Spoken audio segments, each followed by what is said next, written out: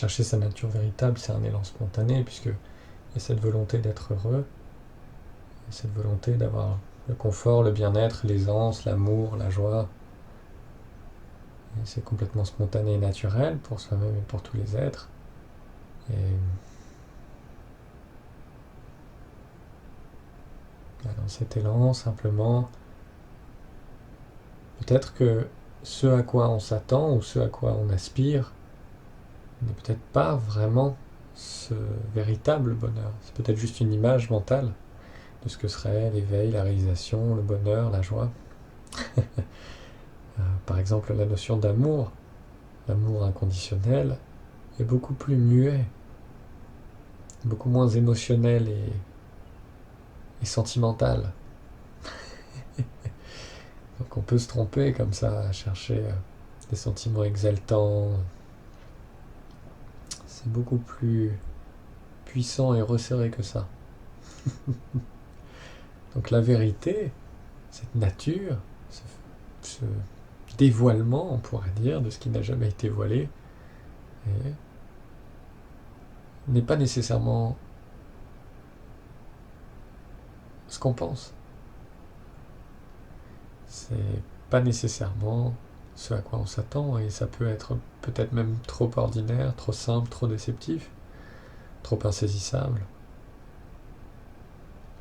puisqu'on a l'habitude de chercher dans les objets, et que là, ce n'est pas un objet. Là, la question, c'est que le sujet, c'est son propre objet. Il n'y a rien qui est séparé de ça. Le sujet est son propre objet. Donc cette vérité qui donne soif d'apprendre, de satsang, de livres, de présence, de dévotion, de méditation, de pratique quelconque, peu importe, cette soif qui vient là, de fusion, et il se peut que la réalité ne soit pas conforme aux images qu'on en a.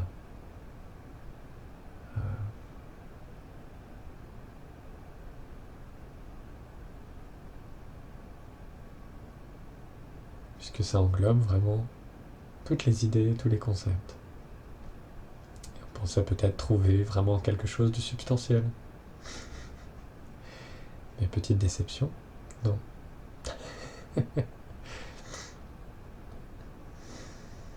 Il peut falloir énormément de temps pour trouver qu'il n'y a rien à trouver.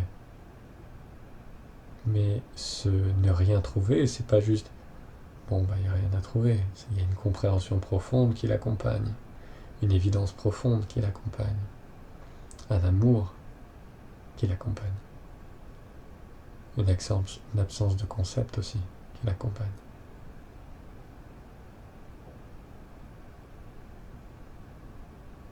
Donc d'un côté, on va pouvoir dire il y a une volonté de faire cesser l'ego, cesser le moi, mais c'est l'ego et le moi justement, c'est une pensée qui répond à une autre pensée.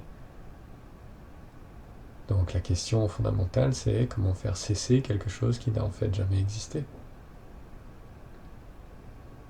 cette vérité-là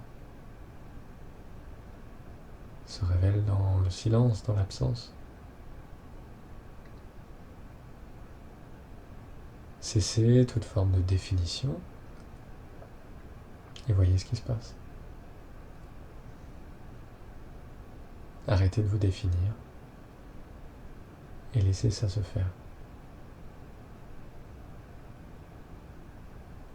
Et même arrêter de définir, ça pourrait être une définition.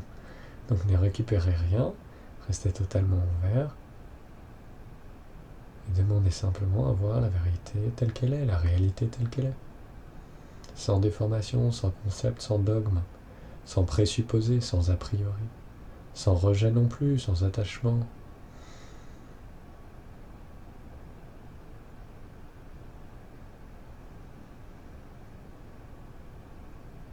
Et ainsi, vous découvrez la puissance au cœur de tout ce qui est, mais qui a toujours été là.